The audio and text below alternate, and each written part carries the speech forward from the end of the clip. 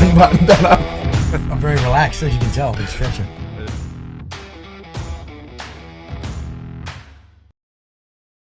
Yeah, let's get a clapper. Getting on to our next guest, mate, Leroy from Fitdad. How you going, mate? Very well, mate. And yourself? Flat out, mate. Actually, Keegan just did the coffee run in between, so I've backed us up 4 podcasts in a day. So we'll see how we go, mate. Mate, perfect. So what's the go? You started. Why Fitdad? Why start it? Sorry, can I be a pest before can we spin that around? So you want to go? Just grab yourself some. Just on the bloody audio setup. Yep. Yeah, the other side does fuck all apparently. Yep, perfect. Yeah, we're good. Carry Go, on, mate. Get into it. Mate, yeah, so once I left the army, I started up a group fitness business actually in Noosa, so I guess that's where the fitness angle come from. So I ran that for about 7 years, called Bootcamp Noosa, and I sold that company. During that time, I started doing fitness retreats around the world as well. So we took groups over to Everest Base Camp, Thailand, Bali, and I'm glad we're not doing that business right now because that would have been, pretty tough. Sold both those, went overseas, did a bit of contracting, and then whilst I was over there, bored shitless half the time, thought I'd get into, giving back, and had that whole Gary Vee approach. I was listening to all his marketing stuff at the time and started up a Facebook group, and, that quickly grew to a couple thousand dads, and we're just giving workout advice and tips and tricks and stuff that, dads could do with their children because, growing up, I guess, with our children in the fitness business, they were always involved with everything we're doing, whether it be at the beach or whether it be at the local park for the group sessions or whether it be taking them overseas on all the fitness holidays as well. So they grew up, around that, and it was always, if we're doing any type of workouts, they wanted to be involved. So whether it be, push-ups on our backs or, squats with them or, whatever those exercises may have been, which, weren't necessarily anything too crazy, but just exposed them to that, and a few of the videos and pictures and stuff that we had done really took off, and we decided to put it all into an ebook, and that's sort of how it all started, I guess. Fuck. What were you? So you were ex army? Yeah, so ex-infantry, so I was at 2 RAR and then 8-9 RAR. And then did a bit of contract, as in private contract. Yeah, just over at the embassy in Kabul. So I did that on and off for a couple of years in between, just getting this started and holidays with the family and stuff like that. So how's it been received with the dads out there? And yeah, mate, pretty good. At first, I think the whole and I think dad bod is one of those buzzwords that's sort of around that whole market. And when we started this off 3-4 years ago with just the group and the ebooks and stuff like that, dad bod wasn't really the buzzword it is today. So it's evolved quite a bit. Like we started off just giving free ebooks, and some people had a few like coaching, like we were just doing the like online coaching and stuff. And where it is today with deals with sunglasses companies and a whole range of supplement brands, and it's more gone into like a motivational, I guess, company that, tackles everything from fitness, to the daily life, to, business, to everything else. Like we seem to be giving advice and, sharing a lot of the stuff that we do across the range. is it coming from? So obviously, I come from a broken home, no dad, no male role model.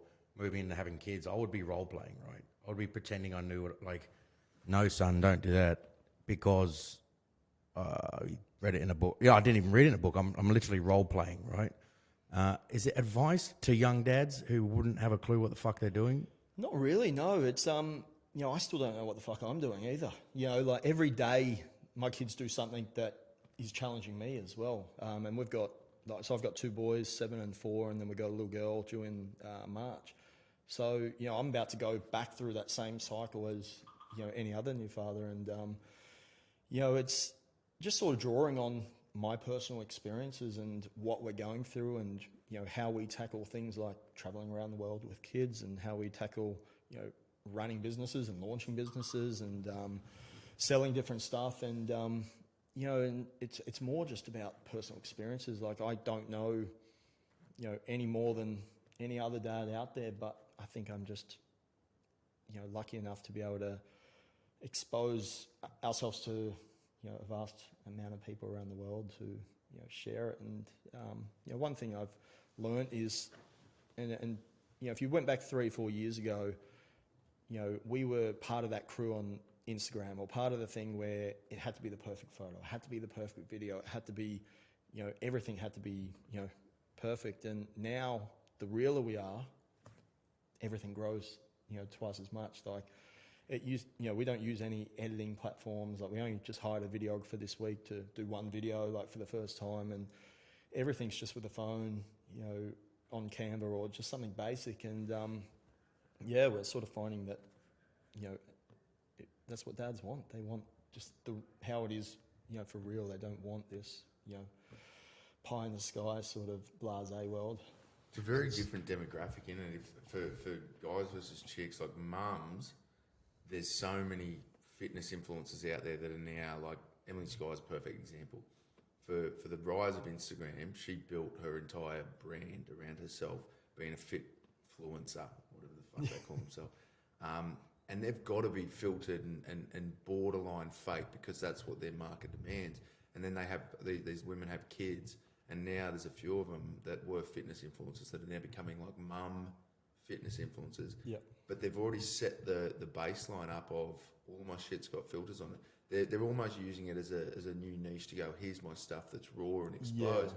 Yeah. And they're finding the segmentation of some of their audience wants to see the filtered version because that's what they're aspiring to, the younger girls. Yep. But the mums are like, yeah, I love that because I'm never going to achieve that. Show me the raw stuff of your belly lines. But dudes don't really give a fuck. I don't think...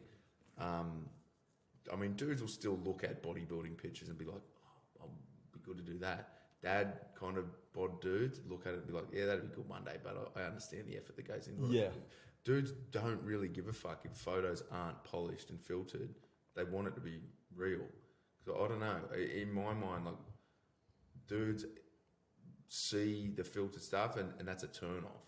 Like, you want to go the polar opposite. Like, if I see male Instagram models, yep.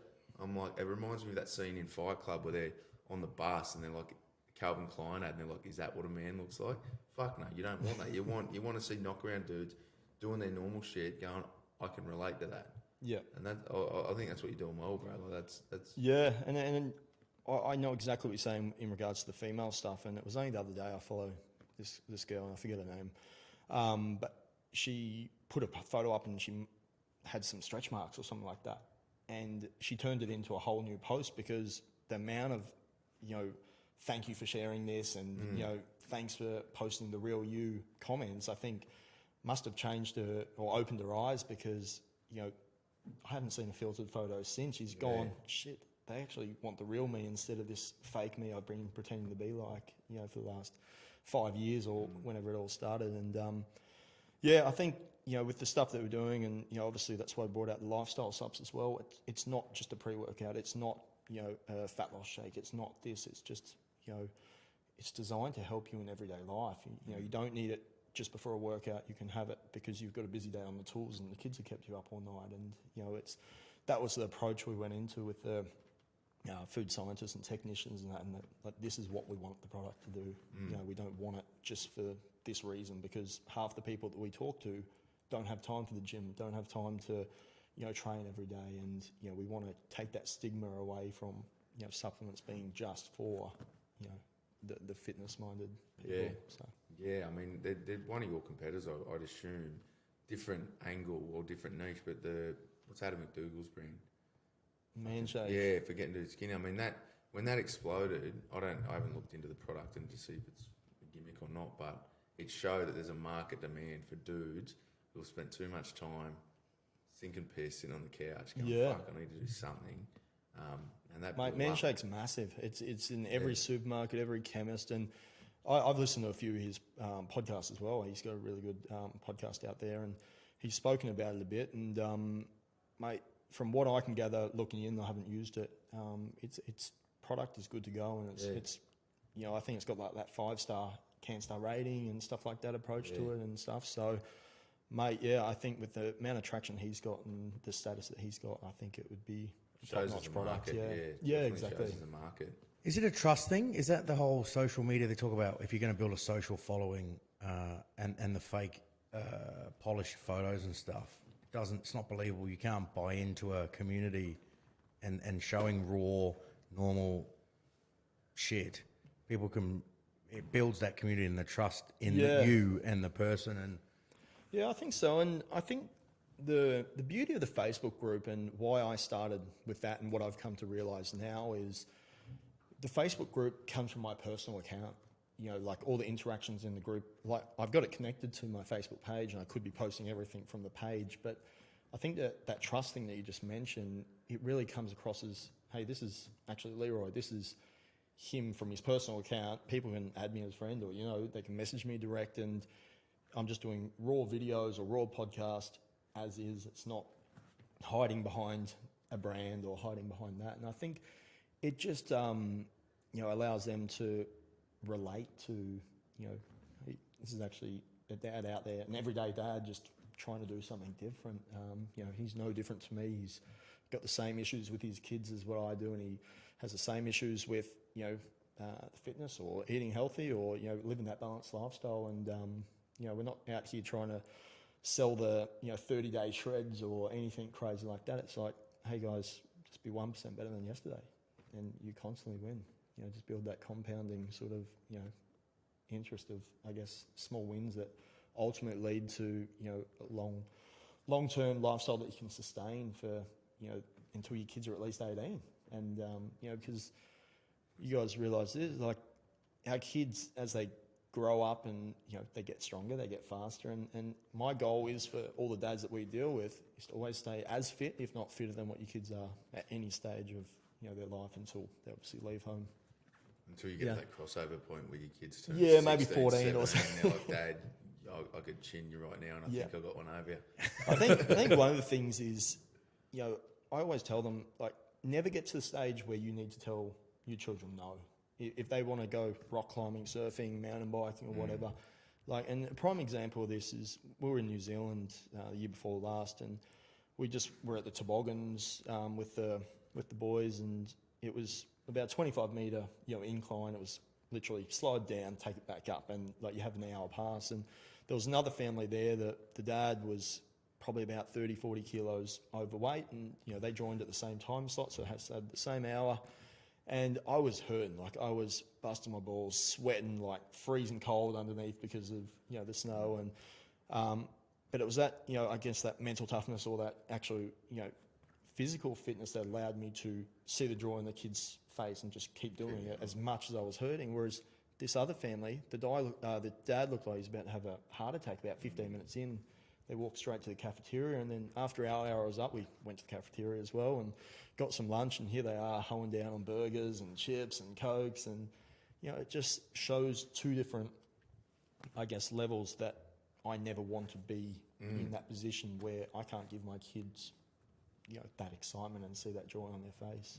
And their kids, 15 minutes in, were like, can we just stay? Can we stay? And we're screaming and crying, didn't want to go, but Dad was about to die. So they had to shoot off. And it's not fat shaming or anything like that, but it just sort of just shows the two different demographics of someone who keeps fit. And that doesn't mean you have to go crazy. It can be as simple as like 15 minutes a day and just keep them walking or active and eating clean, 80% of the time, compared to someone who doesn't do anything at all. And, it's not him that misses out, it's his children. And that's something that we're trying to drill into all the dads. And I think unfortunately long term, like that's their role model for blokes, and don't know what age it's going to happen, but those kids are going to look at it and be like, oh, it's okay if I am out of shape and I'm eating hot dogs for lunch every day, and then the cycle.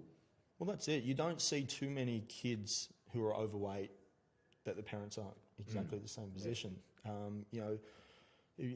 It's disappointing because the kids don't have any control over it. It's just what they're born into, and they're following in the footsteps of their father, who's leading them in that way. And I think it's unfortunate because that's what they're going to know no different. And when they go into their own adulthood or fatherhood, it's just the traits they're going to carry through. Yeah, I mean that's the argument that they shifted, I don't know, about 10 or so years ago, from saying that being overweight or a bunch of health issues were genetic, and like it's hereditary, it's passed down. My old man was overweight, had breathing problems, had heart problems.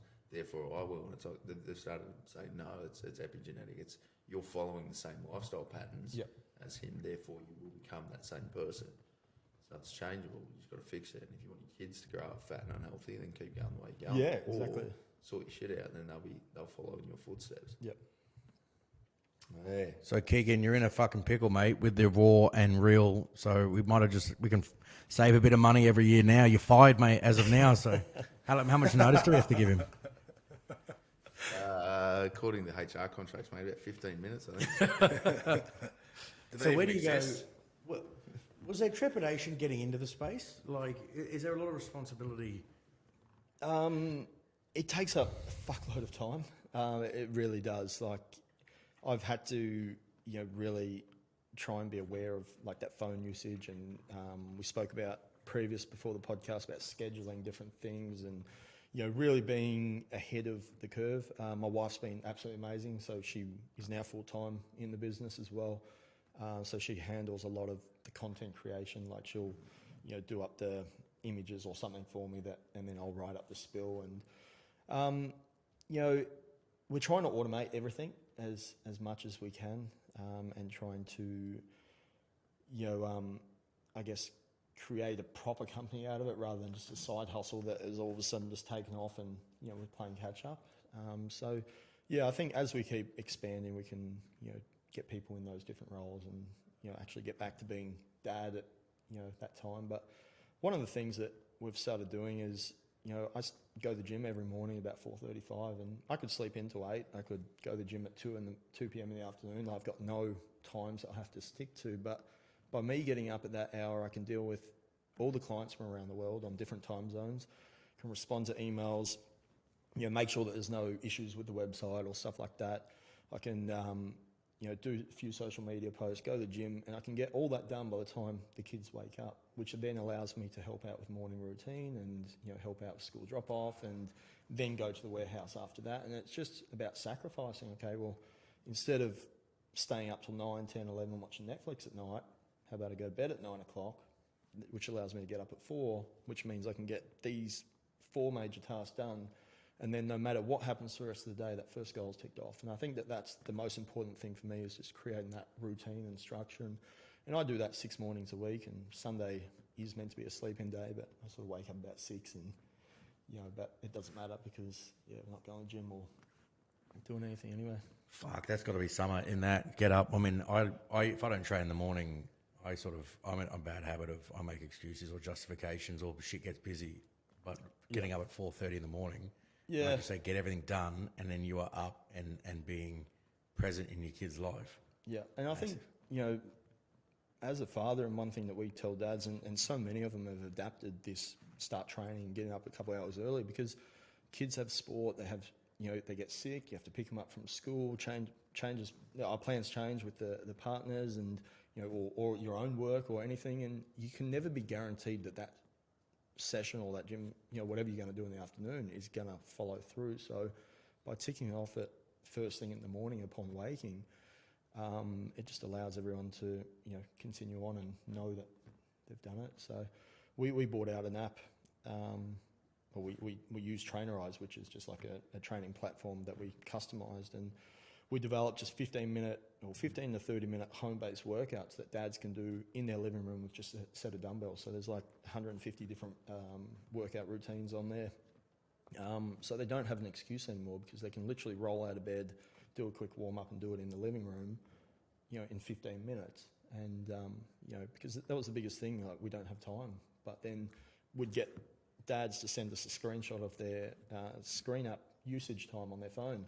It was like 5 hours Facebook, 3 hours Instagram, 2 hours Netflix. And you're like, so there's the time that you don't have right there. So, come back in a week and tell me why you don't have time anymore. And just making them, be honest with themselves and stop, basically lying to themselves of why they can't do it, and blaming the fact that they had kids as the reason why, they can no longer chase those goals, whether it be personal, business, or, career. Yeah, you see that a little bit, like you see Biggest Loser and stuff, and you see people like, oh, I just give everything to my kids, like, and they sort of glorify them self-sacrificing and turning into a bus. And they're like, oh, it just must have been a really sick mum or dad that just gave everything to their kids and they never had time to. And you're like, is there a bit of responsibility in exactly what you just said? Where it's like, find time in your day, do a timesheet, look where you're at, and stop lying to yourself. Well, there's 168 hours in a week, and the average dad spends 34 meaningful minutes with their children every day. So they were the stats. I don't know which university did them up off the top of my head, but 34 meaningful minutes. So that isn't minutes travelling to or from work. That's not at the dinner table. That was actually one-on-one time. So when you think of, that, it's like we've probably been here 34 minutes already on the podcast, and, that's the average time that a father spends with their children. And that's not arguing with them to go to bed. That's not arguing, smacking on the ass, being naughty or anything like that. No, it's Yeah. Mate, quick step back. You said you use, and pull me back in line, Max, so I go off fucking topic too much. Trainerize. Yep. Do you like it? Does it Mate, work well? I originally used it about 3-4 years ago, and then I went in, tried to create my own one, and then I used some Coach Heroic, I don't know, some other thing, but I've gone back to Trainerize just because it simplifies what I'm doing. Like, I'm not out there anymore selling, and in fact we don't actually charge for our app. We give it all away for free because that's the beauty of with the supplements, and I've always told them, like, I want to give as much away for as free or as cheap as possible, and in return, for everyone supporting what we're doing with that. Yeah. So I love it. It's a simple platform. It has all our own branding on it, which is a bonus, and it's got an internal chat on there as well. They can connect it to all their smartwatches or any of the MyFitnessPal, and they can just track everything. We upload all the videos in there ourselves. And are they decently priced? Mate, I pay $300 a month, and that's unlimited users. So, I mean, the reason I'm asking is Train Heroic and Trainerize is something we've looked at in the past, just to see how their model works, because they are essentially the two of the biggest names in white label fitness apps for PTs. And obviously with the Swiss 8 app, we are basically going to veteran businesses and saying, hey, do you want to put a program on our app for free? The intent is to drive traffic back to these businesses as well as offering stuff, and it's a charity, so it ticks boxes for most people and they're happy to do it. But long term, I think, given that our whole model is we have a fairly strong tech team, we're looking at an option of putting in a paywall so that if Johnny puts a program on the Swiss 8 app for free and people want more of his stuff, they can go through a paywall and have a trainerized model where they've got their own customized system back there. Whether or not we're going to do it, I don't know, but I'm starting to gauge whether people are actually happy with trainers, because unfortunately it's owned by a couple of Indian blokes that, it's a business. Who gives a shit where it comes from? But I was thinking if we're in the veteran space and we're in the health and wellbeing space, we could, and the tech space, we could easily offer the same product for pretty much no cost to people. So we're going to start gauging. I'll probably use you as a sounding board. Start gauging the interest to see if veteran kind of fitness minds would be keen to. Yeah, and we've got a heap of veterans on our app as well that are fathers in the group from here in America, and mate, we've never had a bad thing about the app, and I guess that's their own, their sole purpose is to make that app. We just get to have the benefits of using it, and that. So I couldn't fold it, and that's why we've gone back to it after trying 4 or 5 different things. Yeah, I mean we never want to put time and energy into reinventing a wheel. It's already been made well. Yeah. But if there is a way that we can do it that makes it cheaper for veteran businesses, we'll have a look at it. But we might continue that conversation offline. Yeah, perfect. Anyway, back to you, mate. Sorry. No, I was just trying to figure out. Well, we're doing a podcast with a guy, and I don't have any kids, so I'm like making shit. No. But when you get in the space of giving advice, and you've made, I think Philip Thompson, he's a mate of ours. He said, mate, you got to get Leroy on the podcast because he wears all your shit. Yeah.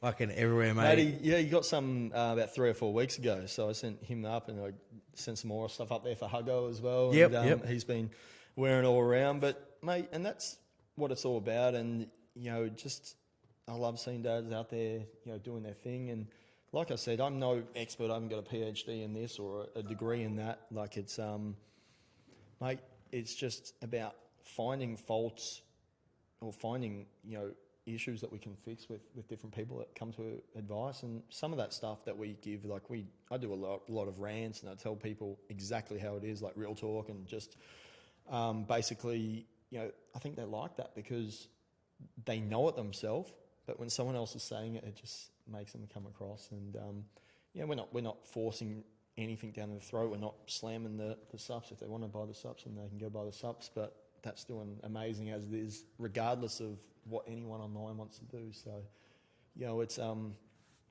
it's that whole, I guess, motivational, message to just be better. I think society's sort of really clicking onto the.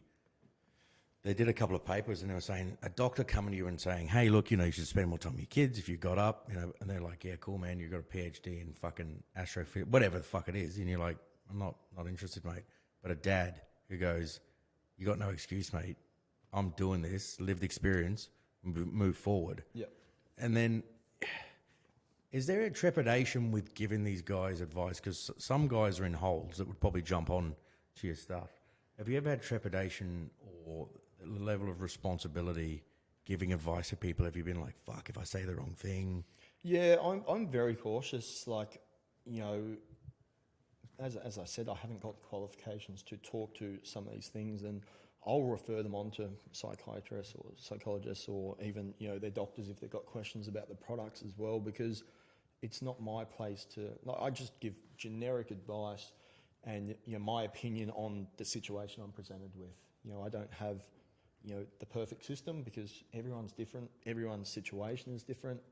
My father in experience and is different to, the next 5 dads next to me. And, that's based upon, our life experience. It's based upon our journey, through our own, with our own parents as we grew up and, our career, our financial situation. There's so many different factors that go into every different point. So, it is very individualised, but I am also aware that, hey, you can't tell this person you must go do this because that might not be relevant and it might actually be a danger to them or their kids. So. What keeps you going forward? Is it the testimonials saying you really helped me, or is it the? I mean, I don't know if you've had any negative chat. Oh, mate, heaps. You're not going to fucking make it. And you're like, fuck you, I'm making it, mate. Yeah, not directly, like more just on posts and stuff like that. But it used to really beat me up. Like I'd get someone write, "That's not true. I do this," or they'd bag the shit out of a post, and it used to eat me up, and I'd be like, ahhing, like write a response. Do I post it? Do I not? But now I just delete and block. It is so simple now to just delete them, block them, and 10 minutes later, I'm not even thinking about that negativity anymore. And rather than having that back and forth and tarnishing the brand because one of us will say something and then them potentially leaving a bad review and just making it further. So it's usually on advertising or something like that, so you can sort of delete them and they'll never see that ad again. But yeah, it's probably one of the toughest things to just keep pushing forward because like 18 months ago I didn't know I was going to be doing supplements or t-shirts or sunnies or anything like that, and it's just evolved so quickly from just a group where we're just giving advice based on what we were doing at the time to where it is now. And I think there's like 25k on the socials and like there's about 3,500 dads in the group and like thousands of customers with the supplements, and it's just absolutely ridiculous. It just blows you away. But I think it's the messages you get every day. Like you'll get a message and go, "Thanks, mate. That video you put online last night, really changed my perspective." And I got up and went to the gym this morning for the first time in 2 months, or something like that. Or I took the afternoon off work and didn't do the overtime and took the kids to get ice cream. Or and it's just those little things that give you that that kick to keep going. And it doesn't necessarily need to be much more than a simple message like that. But it's just that small thing that we can do to keep them on the straight and narrow. So You seem like a lot of people. It's an e-commerce business essentially, but you've started by building a community.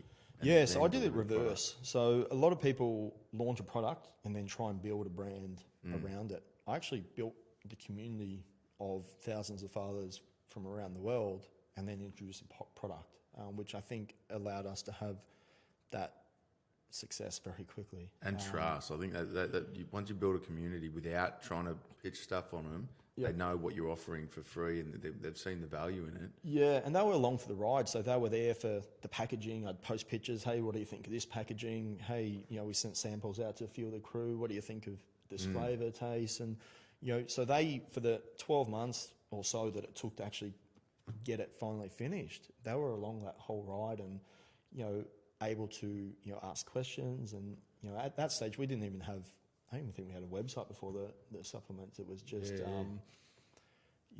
just the groups and the social channels. So, I think it's definitely a good way of doing things because, like you mentioned, the trust and ability to gauge what the people want rather than, bringing something out and hopefully people jumping on it. Yeah, so is that something you learned along the way? Look, you obviously got out of the military, you started a few businesses. What were the ups and downs? Like, did you learn hard lessons? Did you fail in any of the first ones? Or? I have failed. I've tried to start 10 different tech companies, 5 different apps. The group fitness, I wanted to then franchise that around the world because I thought I knew it all. Fitness holidays, I wanted to, do crazy stuff with that. Mate, I've failed 10 times more than I've succeeded. The best thing that I've probably done with Fitdad is I've just stuck with that and I haven't tried to be doing 5 other businesses at the same time. I've actually, I got rid of the business, group fitness business, and I went all in and, stopped doing everything else. And I think that was when I really started to see the traction of that, when I realised that, hey, you can't be giving 20% 5 different businesses you're trying to get off the ground. It's either 100% or nothing. And, I don't have, apart from a personal training certificate that I got about 10 years ago now, I don't have any other qualifications. Like everything I've done is via trial and error. YouTube is the YouTube University. I've learnt everything on there, and to this day I still do like build all my own websites, do my own podcasts, all the videos, graphics, product design, packaging and all that. Like I do it all myself, and my wife helps out here and there as well. You design these packaging? Yeah, well, like I got a graphic designer to actually finalise it, but yeah. We had it all sort of as a blueprint, and they put it all together to make it actually pop. But it's one of those things that YouTube, and if I didn't know something, I'd go there or Google, and I'd fuck up the code, or the website would turn inside out and go backwards, and then eventually it would pop, and you can get it looking, and I think that's just one of those things of just keeping going until you finally get to a spot. Yeah, so what advice have you got for young diggers getting out that want to start their own e-commerce business? Mate, trial and error. It's one of those things, like I wouldn't get sucked into the thousands of courses out there. Like, sure, some of them might help, but you can learn all that information on YouTube by just searching a few different things. But if they want to get into an e-commerce business, I'd actually, probably go the route I went and actually find out if that product's even wanted. Who are your competition, and make sure it's a passion as well. Like, don't just start it because you want to try and make a quick 20 grand and, travel the world and live this, I guess, digital nomad lifestyle and, drop ship here and there. And because it's a lot harder. It costs a lot more money than you think. And the time you actually have to put into it is a lot more than, thinking that you're just going to live that 4-hour work week like Kim Ferriss or whatever, and just have the laptop switched on and just hope for the best. Mate, I read that book a fair few years ago now, and that was, this is after I'd already fucking failed a bunch of ideas and whatever, but they had so many, especially through COVID, every chick that I've met or every dude that's been like working, a civvy dude that's been working a job that's been stood down or whatever, they're all like, I'm thinking about becoming a graphic designer so I can just work wherever I want around the world. I'm like, Yeah, you and the other 7 billion people on the Yeah, planet exactly. are going to be graphic designers and digital marketers next week. Yeah, it's a minefield out there, and like the amount of people, like we get pitched every day from different companies wanting our services across, X, Y, Z, and it's, you look at some of these people and it's like a Wix website with still the powered by Wix down the bottom, and it's like, I don't know what you're playing at, but it's just, you need to step up, and it's even to the point where you get some of these people who think they're killing it, but they still send you an email from businessname@gmail.com. It's like, guys, it costs you $1 to change and just have, info@businessname.com. Like, I think professionalism, trying to actually do the right thing, even though you might only be small, having that structure set up. And 100%. That's something I notice a lot now too. It takes a while. I don't want to be arrogant about it, but if you're in the tech space for a little bit, emails and what their website's built on is a big indicator of should I partner with this person or not. And I mean, there's going to be startups out there that you don't want to go and spend a whole bunch of money when you first start out because you're still validating your concept. But if someone comes to us and said, hey, we want to do this stuff with you, and we look at their website and it's a Squarespace or a Wix or what's the fucking other one? WordPress side. I mean, WordPress is getting better, but that is an indicator straight away that says, I'm not sure whether to trust this person or not. Are they just throwing me gimmicks? But yeah, that's a learning curve along the way too, to identify small bits, to go, this person's gone out, they've put the effort in, they've made themselves professional, they're actually having a crack at going high speed. Yeah, definitely. And, especially when they're pitching for, work that's going to be, potentially thousands of dollars per month. It's and we use Shopify. That's our website's all built on that, which is still the drag and drop sort of formula and all that, but you can make it look ridgy-nidge pretty quickly as well. So it might cost you $40 a month or $50 to actually have the server, but it's the difference between, like you said, someone getting the deal or missing out. 100%. What do you do with, so I just want to go back, like I'm talking out of my fucking lane, 100%, because I'm not a fucking dad and we got a Fitdad on.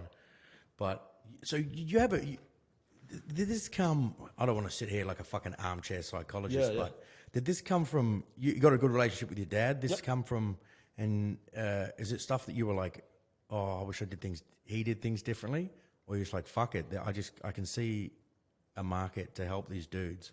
Yeah, no, my relationship with my parents is still amazing. Like, they live in Noosa as well, and it's always has been really well. I think I just seen a gap in the market, to tell you the truth. Running the group fitness bootcamp Noosa for 7 years, it was 90% female, and I noticed that trend. CrossFit gyms were probably about 50-50. But you look at any of the F45s or any of the other group fitness classes around the country, 70-80% of those classes are women. And I thought, why is it that the men aren't going to these? Are they not training at all? Is it that whole mentality of, I know it all, I'm just going to go to the gym and do my own thing? Or, what's the reason? So I think it was just a bit of a combination of that knowledge of, okay, there's a market here because it's not getting served. And I think you mentioned earlier about all these female fitness influencers like Kayla Signs and the Emily Skies of the 2015s that were really big, but there was nothing really out there for the males. And, when I started this group, I'm like, okay, well, everyone's really interested in these workouts we do with the kids and, always asking questions about our travels and the workouts we do on the road and stuff like that. And I think it was just that light bulb moment of, hey, there's actually a niche here that isn't getting served.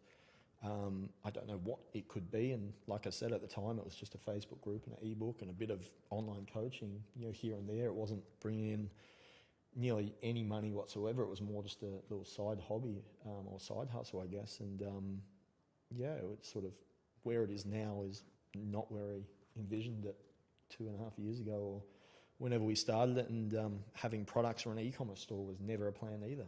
It's sort of just everything's evolved out of necessity, I guess. And the reason the supplements in the first place is we kept getting asked, what should I use before this session, or what should I use? What supplements do you use? And we're always just saying this protein powder, this pre-workout, this BCAs or whatever it was at the time. And then after about 3 months of constantly saying, this is what we use, I'm like, Use this fucking one because we're going to make it. but- exactly. Like, hang on a second. I'm going to go find a manufacturer and I'm actually going to, make something. So every time any one of these 1,000 people ask what I'm using, well, this is what I use. If you want it, here it is. And it's going to help us, support us to be able to, afford all the education support and videographers and all the stuff that we do that we haven't been paid for. Like, because, trying to constantly put hours and hours into making videos and podcasts and all these different things that you don't get paid for, it takes time and money, and now that is all supported and allows us to keep giving back. I think it's not just that. I think you walk into a supplement store today and there's 1,200 different test boosters that you don't know what the fuck is in half of them. Yeah. If you're in the army or even with Isaac, they're like, who plays for the Sydney Swans, they're like, they're nutritionists and dietitians for the team are like, if you walk into a supplement store, you're not allowed to have anything. Yeah. Because they don't know what the fuck is in it. Even if, what is it you were saying before, it's not a SADA, is it Australia? What does it have to be approved by? WADA, it is a SADA, I think. Is it? Yeah. So even if it's like, I think Masashi put a fuckload of money into making sure all their stuff was approved for fighters. Yeah. And So even our stuff is like, we haven't got any banned substances in ours, but the difference is between an athlete being able to use it, we have to actually get every flavour, every batch tested by, there's a laboratory down in Melbourne, but it's $800 per batch per flavour. Yeah. So when you've got 10 flavours and you're doing batches every month, like we just can't get those certifications that allow us at this stage. Even though it's all safe, we can't guarantee it, so the athletes and the clubs won't allow them. Well, that's what they said. That's what Isaac said. He's like, it's all got the approval stamps on it by the governing body that's testing us, and our dietitians like, don't fucking touch it. Yep. Can't trust it. Yeah. And it's probably, I don't know whether it's stigma or whether it's John Jones has just ruined it for everyone because he eats whatever he wants and tells people it's a tainted supplement. Who knows? But sports teams are just saying stay away from subs. Yeah, and we're actually bringing out a sports range this year. Like, we're working with the manufacturers to develop a standalone brand, so it won't be anything to do with Fitdad, but it's going to be exactly for that reason. So for the sports teams, the athletes, and all these people that don't know what to touch, it's going to be, all the protocols are done much the same as the way we started the Fitdad. It's done with a SADA and WADA, view first, rather than bringing out products and then trying to change the whole blueprint to suit. It's going to be, okay, what protocols do we need to have in place to start with? Let's start with those, and then the product will be the last thing we do, because we need to make sure that the actual raw powders isn't tainted from wherever it is. We need to make sure that manufacturing is, everything's all perfect there, and we need to document it. We need to get everything batch tested, and we need to make sure that, because it changes every day. Like, every week there's a new ingredient that's on these lists, and that's the big struggle. But not that, it's just going into a shop as a everyday bloke. Like, I don't have to worry about getting tested because I'm certainly not an elite athlete. But to go into the shop and then, you've normally got, I don't know, some jacked up dude or some semi-famous, fit, and they're like, oh, we recommend you should have this. And you're like, I don't even know what the fuck that is, right? Yeah. So I look like you, so I'll take it. I'll take that. Fucking sure. What's that one? They're like, oh, it's just come out of America. And you're like, America, the FDA, I'm pretty sure you just, if you want to get stuff approved, you just line someone's pockets and you're good to go, right? But going and being able to go in and or trust with you, sitting down talking to you, when it comes from a place of fucking, I don't know, what is it called? My brain just dumped. But we can trust you. It's you're looking out for people, and you're just like, I just want to fucking help people. Yeah.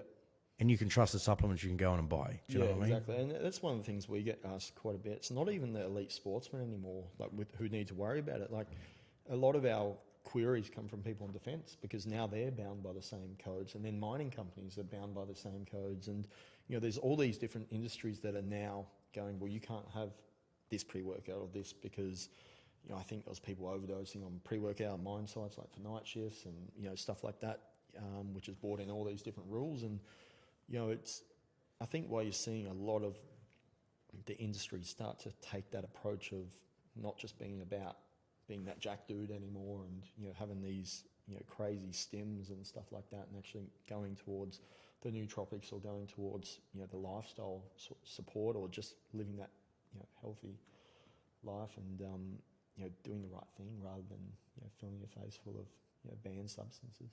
I can't keep up with it because, and that's another thing. I think having someone that where your community works and the trust thing is getting someone else to do the research, not being a fucking lemming, but like vitamin D sick, right? For you, vitamin C, take it intravenously, or all these different supplements that can boost your performance through the day. You can't keep up with it all. You'd have to sit there and research it yourself for hours at a time. Yeah. And then having someone, I think that trickle down trust is like, well, I use this. Yeah. And I've done the research and it does work. And not just being an Instagram model that got paid $9,000 to promote someone's supplement. Yeah, holding up with a shirt off, saying what it mate. is. And we've never had anyone do that. And like we've got ambassadors, and we actually launched an ambassador program last week for the first time. Nice. And we had like 50 dads to sign up. And the common question was, I don't know if I've got enough followers. How many followers do you want? I said, I had to put on the website, we do not care how many followers you've got. Yeah. Like we've got everyday dads who are going to work at Woolies posting, their code out because we just want them to be able to, one, save money for themselves, but earn a bit of a crust for themselves as well, and use a product. And it was funny though that 3 or 4 people in the first few days were like, here's my story, but I don't think I have enough Instagram followers, and that's what they associated being an ambassador was Instagram followers. And I'm like, I couldn't give a fuck if you've got no Instagram. Mate. Like, you just do what you want. We're kind of going through the same thing. We started, not really launched, we started pushing out a new model for ambassadors. Being a charity, like having ambassadors is a no-brainer, but tiering it into separate groups, because we do obviously want people to push it out to a big audience. Yep. That's fantastic for business, but at the same time, we want to get as many either current serving soldiers or veterans on as possible in the ambassador circle. And same deal, a lot of people come back with imposter syndrome going, I'm not an actual influencer. And you're like, well, you've got like Max, for example, perfect example. 2 years ago, had about 15 followers on Instagram, yet goes to work, says something, and 300 diggers instantly go, Max said it, it must be legit, I trust him. That's influencer status. Yeah. But having 100,000 followers on Instagram doesn't really equate to getting trust across and cut through to an audience that you're trying to talk to. Yeah, no, 100%. And you see all these different ambassadors, they've got, well, not ambassadors, influencers who have 100,000, 500,000, million. This supplement brand this week, this T-shirt the next week, this car the week after, this holiday the week after that. It's like they're just out there for the paycheck. They've actually got, I don't think they've got no influence, but the companies are willing to take the risk. And You see some of them, mate, and they look like they're reading off a fucking script, like they are reading off a script. Yeah. I really enjoy this hair loss, and they're like, you don't have any hair anyway. Like, do you know what I mean? Like, it gets ridiculous. Yeah, and I mean, they're target audience too, and whether or not their audience trusts them or they just like look at their photos. I mean, we had a bloke that would consider himself an influencer that we used to do some stuff with, pushed out veteran mental health messaging, positive stuff, crickets. Yep. That audience did not want to respond to proactive and positive messaging. Put a whinge in front of that audience and they go, fucking, nem, nem, nem, nem, nem. Like, is that the person, or is that the angle you want to go down? Fuck no. Yeah. You want to be pushing out a good message to an audience through a portal or a vessel to an audience that's going to resonate with it. Yeah.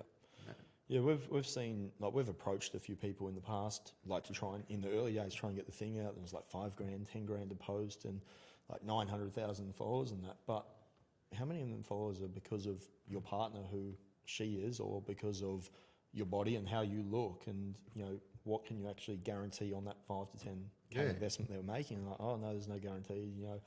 My audience is what it is, and it's like, well, come on, it's sort of, you've got to be able to give us a bit of feedback. I mean, this is where I'm a bit on the fence, because even Gary Vee does talk. I mean, this is turning into an Instagram fucking marketing chat, but even Gary Vee, I think he made a comment once that if you were going to launch a product, if you had the budget, it cost you like between $500,000 and $1 million to get one of the Kardashians to push out a message. Yep. And he said, if you got the money, fucking do it. I'm like, I mean, most of what he says, I listen to it and I'm like, that makes fucking perfect sense. I'm going for it. But I could only imagine that would work if you had a product that has high margins, easy to fucking distribute, and can go global. I think there was a company on the Gold Coast, and that is turning into an Instagram marketing thing. But I think it was High Smile, and they paid. I'm pretty sure because I watched one of their vlogs or videos on YouTube about it. They paid Kylie Jenner $1 million to do that teeth whitening. They Australian. Yeah, so they're based on the Gold Coast, Right. and they paid her $1 million. I think it was like Super Bowl. It was something like one of those weekends, or maybe one of those. And yeah, I don't know if I can't remember if it was 4 to 5 times return on investment, but it was just Mate, they are good. Crazy, like, annoyingly good. I used to tracking like Conor McGregor back when he was on his rise up. That's right, he had them as well. Before he did, right? I'd say this is how they got his attention. Every fucking post he put up, they just go through every comment, talking to everyone in his feed, either ragging shit or saying, "Hey, you need to get in with High Smile." And I'm like, "Fuck, that is annoying." Yeah. But then eventually, next thing you know, Connor's doing High Smile. That's what he's saying. I'm like, "You can't fucking work." So yeah, I think they're Gold Coast based, but they're actually. I still follow them on social media. And they moved into the old Billabong building. I don't know if you remember that on the highway. That right. big mass off. Yeah. So now they have that. They've just renovated that. So something's obviously doing well. Yeah, So. fucking oath. Mate, teeth whitening's the big business. Yeah, well, it was. I think now everyone's trying to bloody do it. So. I haven't jumped into it yet. I mean, there's no business. The other business is how do you? So if we're a charity, you're a fit dad trying to get dads to get healthy and move and train, and I can't understand why you go to school or you have to monetize. Let's say you're another fitness app and you're like, no, we're going to pay you to do some basic things in life that you should know or do for free. Like these are common things that you should have in your repertoire. Proactive mental health tools, 20-minute workouts and support groups for people and community and teaching people to do these things that probably should have learned in school. And then the fitness industry has just capitalized on insecure people, a gap in education, and like even mental health tools. You got to pay for mental health tools. You can't fucking. That's why we said, how do you pay someone? You're like, do you want to kill yourself? We can help you, but you got to give us 20. It's one of the things we deal with daily, and I see more often than not is fathers constantly comparing themselves to other people. And I think social media has had a big thing to play in this. Like they're comparing themselves to the 1%ers out there. So they might be comparing themselves to that model or that actor or that musician or that athlete, and not knowing anything about, well, they've got private chefs, they've got ready-made meals, they've got dietitians, trainers, all this in their pocket, and not making it realistic to where they are in their life. Like you work 40 hours, they work maybe 12. Your upbringing is totally different. Your bank balance has got 17 less zeros. Like you've got to, understand where you are and, try and work on getting yourself forward rather than going, I want his car, I want his house, I want his body, I want his six-pack, I want his arms. And well, I mean, how do you do it? Like Jason Momoa or bloody Superman. Who was the dude who played Henry Cavill? And they're like, literally, like you said, like they got personal chefs. They're not making their own meals. No, they're like, no, you eat this, and then you got a trainer saying, do this. Get out of bed. Lift that weight. Yeah, that's right. And I think these are the people that they're comparing themselves against, and that's why they're never fulfilled and never feeling like they're getting anywhere, because they're constantly aiming for that 1% instead of and even like put the question to us and myself personally, like when was the last time you compared yourself to someone below you? We're always comparing ourselves to someone in front of what we want, but never actually looking back and going, fuck, look where I'm actually right now, and look what I've actually achieved over the past year, 2 years, whether that be business, physical health, mental health, family, or, whatever it is. And, people don't realize that they're actually probably in the top 70% of, where people should be in life, but constantly wanting and not, stopping to smell the roses, I guess. Yeah, you don't have a personal nanny or an au pair when your kid's screaming. I wouldn't have a clue. Scroobs was trying to train one of the lads. Trying to train for selection. Yeah, right. A kid under 2 and a newborn, and then he'd come to work and he'd be like, "Fucking ruined," and we're doing a hectic session, right? And he's just like just cooked, mate. Probably right? the best thing for him, that sleep deprivation. On the, But I just don't know people trying to get to that point. Yeah, I think it's a bit gross, mate. And people taking stock, or even, I think the church, removing the church, I'm not religious at all. I'm an atheist. I don't believe in the church. But I think the church put in there's a lot of structure. If you took God out of it, I think there's a lot of structure that the church had that we've lost. And that is like gratitude, right? Sitting down and being grateful for where you are, not aiming for fucking up here. A sense of community, going somewhere every Sunday. yeah, I mean, I know they're preaching rhetoric, no worries, that's fine. Change it to something else and preach something else. Health, lifestyle, higher learning, whatever it is. But applying some of the structure that we lost maybe in the 70s, and now we're just off in the wilderness with there's no keel for the human race, or a dad, or a male. Like, what is the model, and how do we move forward? And that's why I think the Fitdad stuff is working, community and trust, and now we're trying to relearn all this shit that maybe we learned. We threw the baby out with the bathwater when we said God doesn't exist, but we lost all these community building routine stuff. Maybe, I don't know. What do you reckon? yeah. I think there's, it is all the basic stuff. Like, we're not preaching anything that you hadn't learned at school, or you didn't know in your early 20s when you're playing footy or hanging around with all the guys. It's just stuff that you've got complacent with, and use kids as an excuse of why you've stopped doing it.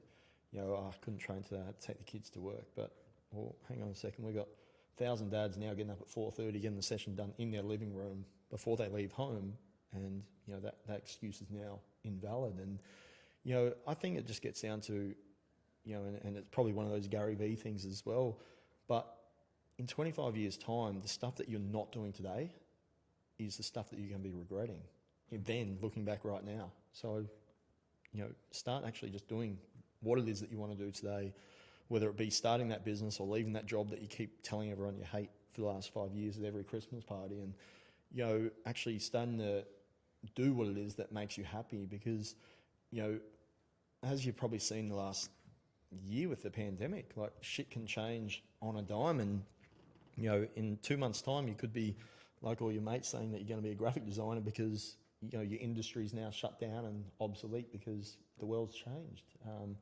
So if you're not going after the things you love and stuff you're passionate about, and actually doing those things that you already know what to do, I think it's just going to create more heartache in the future when, let's say in 20 years' time or 30 years' time, when the kids have left home, and you look back and go, fuck, I wish I did that back then, or I wish I took the kids on that holiday, or I wish I didn't work so much and actually got to go to their footy match, or I started that business I always wanted to start with my best mate, or whatever the case is, because that regret's going to haunt you more then than the pain it's going to be, I think, right now trying to do it. Is there a martyr? Have you thought about getting a psych in, like, is there a martyr syndrome or justification for when you're a parent and you're like, well, I can't go to the gym, like you're saying, I can't go to the gym.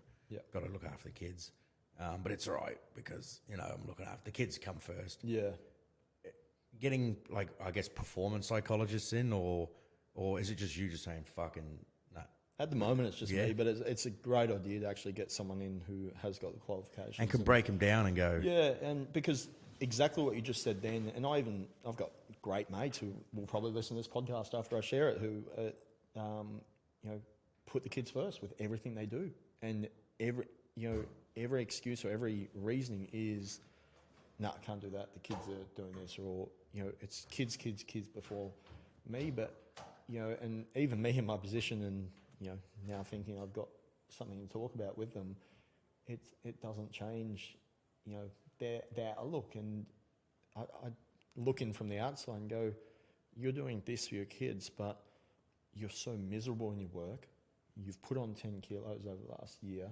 It's going to get to a stage where you're going to need to put yourself first, but it's going to be too late because you've put everyone else first. And I get it. Like, my kids come first in everything, but if I don't look after myself, even at the basic level, then am I even guaranteed to be here for the next 5, 10, 15 years in a capacity to be able to actually do something for them? And, is it going to get to a stage where I break down and then need to put myself first for, 6 months, a year or 2 years, which then takes away from them at that point in life? Or, you know, is there that happy medium that you can find where, you know, you win and, you know, at the same time they don't have to miss out? And I think it gets back down to that analogy. Whenever you travel, it's like apply your mask first before you apply anyone else's. And that's the same approach we take with the dads. You know, look after yourself, because if you don't look after yourself, there might be a chance that you don't get to look after them at all. So that's probably one of the takeaways. And, you know, I only heard that a couple of months ago. Someone else said it on my podcast, actually. And it took me a while to think, and like, shit, when you hear that in the plane, you just don't think anything else. I would think straight away to, you know, help the kids and get them sorted. But, you know, they're not going to be able to help you with their mask on when, you know, the gas takes out. So if you don't help yourself, you're not going to be able to help anyone else. I think that's something that, you know, a lot of dads can take away and actually, you know, use in their own life. Yeah, I think that's some really good advice, man. 100%. Yeah. We're just talking about the justification, like you got to help yourself first, so the kids can't. The whole airline, like, apply your mask first before. Oh, mate, it's the analogy for everything. It's the analogy that we've been trying to push to the veteran community too. And then it's like, that's where we always have these debates on the world splitting into left and right wing. But really, part of that is there's a group of people who think if we want to fix a problem, we should regulate and enforce everyone else to fix the problem. And there's a separate group that says if we're going to fix a problem, in order to help other people fix it, I need to look inwards and fix me first. And that's exactly the same analogy. You've got to look, there's dramas here. I can blame everyone. I can blame, in the veteran space, it's blame government, blame the Defence Force for doing this to me. Or I can say, I'm going to look inwards and fix my shit. And then what I learn while I'm fixing my shit, I can then promote to help Defence and DVA and politicians fix the broader problem. Exactly the same as putting your own mask on first. Yep. You try and fucking tell everyone, you stand up in a sinking fucking plane, crashing plane, and yell out to everyone, put your mask on first, you're going to be the first one to pass out. But, yeah, 100%. Yeah, fix yourself and take someone with you, mate. Yeah. Clean your own fucking bedroom. Well, that's the Jordan Peterson analogy. You want to change the world, start by cleaning your bedroom. Yep. And there's not a lot of people out there, especially it's easier to scream from the rooftops, fix your problems. Here's how you fix your problems. But going home and cleaning your bedrooms actually takes a bit of work. Yeah. And that's, I think, with this stuff, it's perfect. It's like fucking, you're saying take ownership. Yep. No one else is going to make you a dad that has more energy or can spend more time with their kids. It's on you. Like, you got to own it yourself.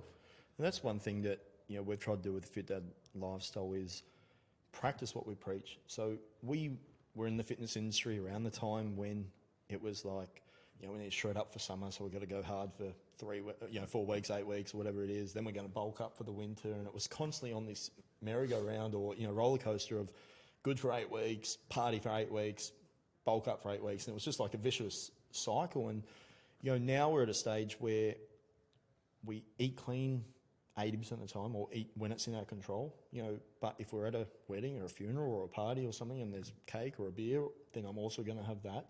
And letting dads know that you don't have to be, you know, chicken and broccoli for 8 weeks to get the desired result. Like, half these people, it didn't take you 8 weeks to get where you are right now. It's been a steady decline over the last 10 years to why you're 30 kilos overweight. So how about we spend the next 2 getting you to a place where you're happy, rather than, like, we can go hard and go, you know, get results in 12 weeks. But I guarantee it's not going to be sustainable. I guarantee in 12 weeks' time, or even before then, because you're probably not going to make it 12 weeks, that you're going to be back on the bandwagon and, you know, going downhill. So why don't we just, like I mentioned, start 1% better, eat well 80% of the time. Don't ever deprive yourself. If you want that chocolate bar, or you want that beer with your friend, or you having, you know, a beer at the footy, or whatever the case is, do something active every day, even if it's just a 15-minute workout in your lounge room, or a walk, or scooter ride with the kids, or whatever. And that's all you need to do. Like, they're the bare minimum. You know, depending on what your goals are and the reason why and all that kind of stuff, that's when you can add these other, you know, platforms and, you know, excel and chase the dreams that you want to chase. But at a bare minimum, that's what we ask of you. Whatever else you want to do, go hard and do it. Mate, I like it. Fucking move. That's the underlying philosophy that people have started to massive research we had fitness on the app as fitness was one of the 8 principles, right? top It pillar, was the yeah. top one. We said fitness. And then all these new studies and papers came in. We're like, let's change fitness because fitness isn't really let's call it movement. Just move your body, whatever it is that you do that is your thing. So if it's working out or running, whatever it is, but movement. I think it has to be a passion as well, and that's something that we've found with a lot of the dads, is the programs they've all failed on in the past are because the online trainer or the group fitness that they're doing because they've seen this botched up before and after photo and going, oh, if that guy got the results, then I'm going to follow his meal plan and follow that workout routine. But they hate every session they do because it's not what they enjoy. They hate the meal plan, and it's like, well, if your passion is surfing or Zumba or rock climbing or karate or boxing, whatever it is, do more of that. You can get just as fit in every other activity as going to the gym or as doing weights or whatever it is. Right, and you can build workout routines around improving or accessory training around that sport that you enjoy, right? If it's cycling, you love cycling, you can get in the gym, you can do cycling-based stuff, and dead right. And even with the kids, like, I get more gassed having 5 minutes of tag in the backyard with the kids trying to jump over them and hide behind stuff and than I do going for a 3K run. Like, you can get just as active and get the heart up just as much, doing stuff around the home with the kids than you can doing anything else. So I think it's just realising what your priorities are and what your passions are and, going from there, and not feeling forced into doing X, Y, Z just because, that person on the before and after photo is what you want to aspire to be like. Yeah, because we did. I got right into the gut microbiome. I fucking love it. It's my passion and something that I like to do for Swiss 8 as well. And one of the studies that come out, and there's been a lot of papers done on this, was that just by going for a run or walk or moving, it changes the gut flora in your stomach, and there's positive gut flora that is created from just moving and running. And they've drawn a correlation to some of these bacteria are positive for and have positive implications. And so on top of just moving, you're then increasing the positive effects on your gastrointestinal tract and stuff like that. So as I said, move. Move, 100%. Standing still doesn't work, mate, at all. Sedentary behaviour, mate. We have done an hour and 10 minutes already. Yeah, well, I want to know what's your routine? What's the Fitdad Leroy routine? You get up in the morning, everyone's like, "What the fuck does this guy do?" Yeah. And then what are your biohacks or your nutrition? Like, give us an insight, mate.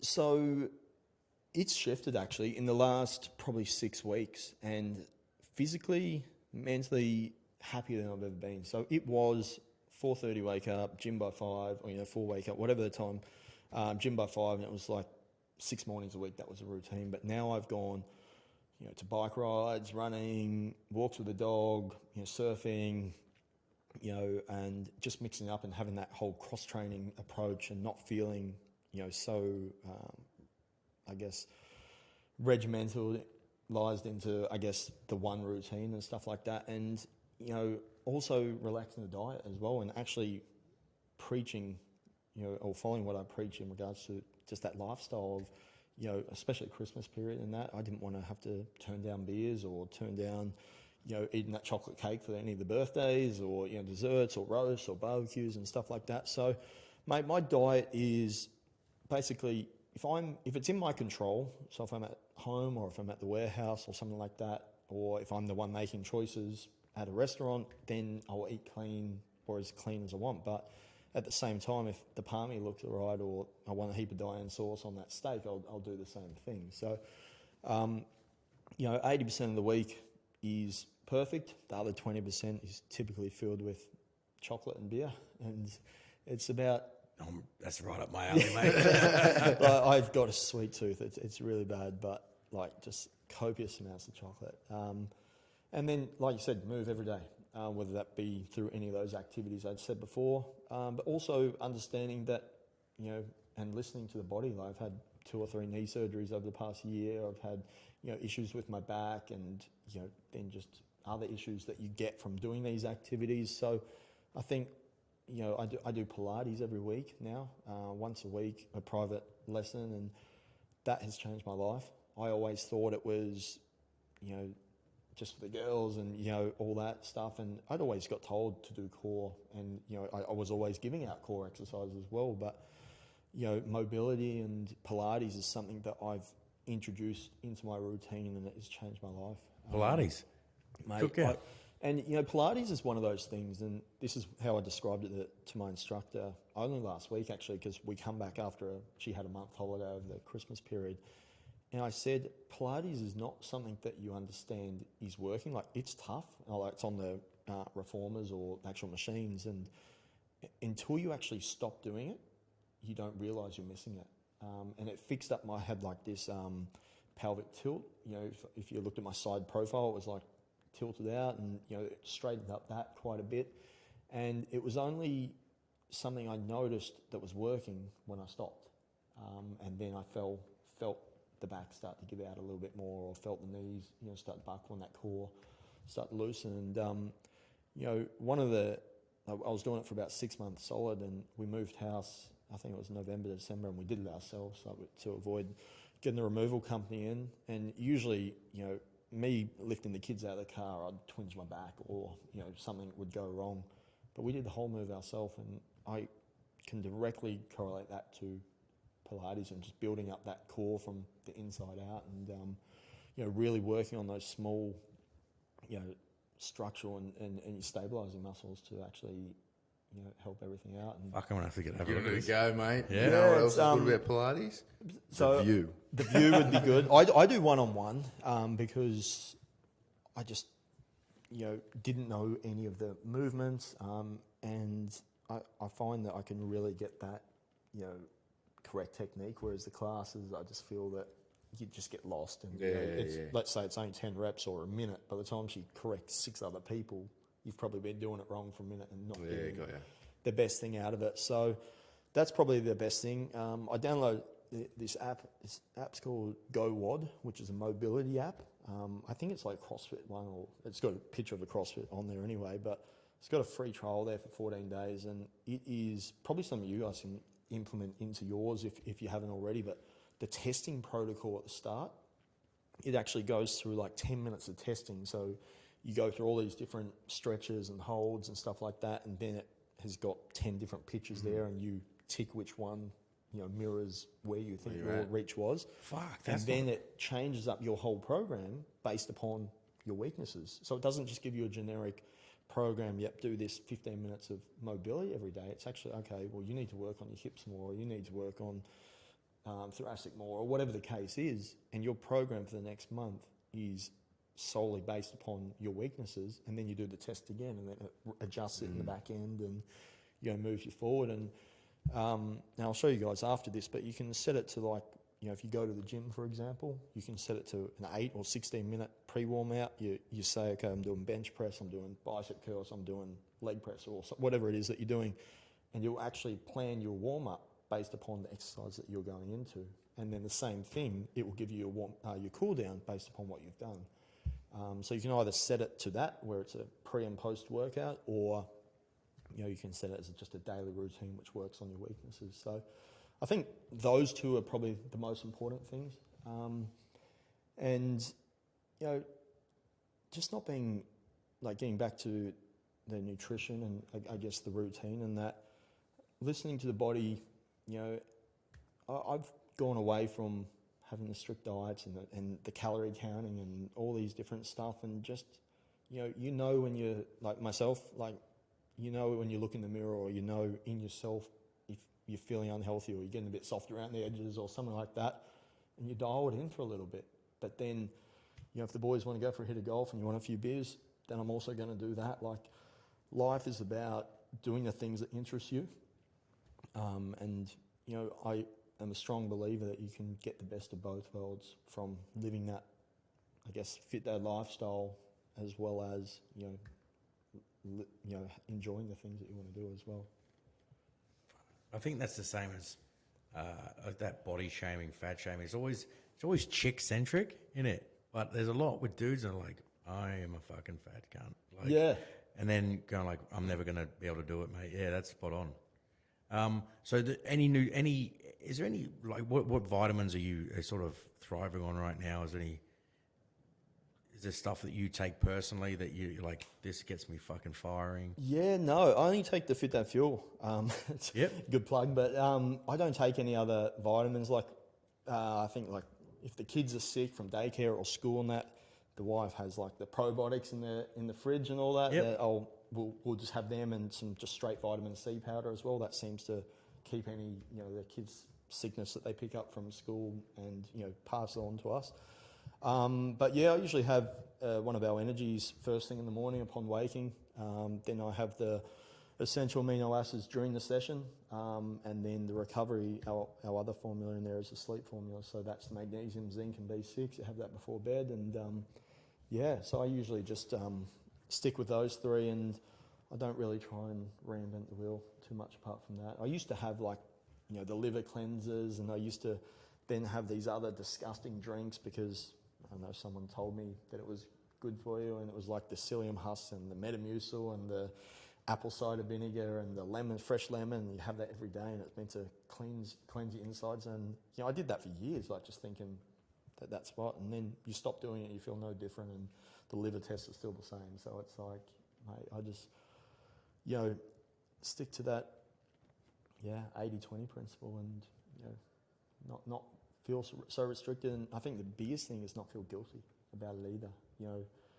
If I'm going to, one of the biggest principles, and this is probably a takeaway for everyone, if I am going to go have a beer in the afternoon or at dinner, they recommend, I think, 1 litre per 20 kilos of body weight of water per day. So I make sure that I've at least got that minimum amount of water in. So 80 kilos, 4 litres, 100 kilos, 5 litres or whatever. I had to do the math on my fingers, and I realised people are going to look at my fingers to fucking say. But I just make sure that I've got that amount of water in before I start, because if the body's hydrated, then the effects of what those beers, and I'm not a big drinker anyway. Like if I go out for dinner, I might have 1 or 2, or if I go out to a party, sometimes I'll even drive, have 2 or 3. It's not like we go out and get shit faced, but it's just one of those things that I sort of take into account, and then have a hydration before bed with a couple of Panadol and an anti-inflam, and you're good to go. You wake up hangover free, and mate, happy days. So, well, mate, it was sick to have you on the show. Where can people find you, your socials, your websites and stuff like that, bro? Yeah, so it's just the fitdadlifestyle.com, and then the Fitdad Lifestyle across all the socials, all the podcasts, and that's about it. Fuck, mate, it was really good to have you on the show, mate. Cheers for coming on. Mate, highly appreciate having me. Thanks for that. Cheers, mate. Cheers. Mate.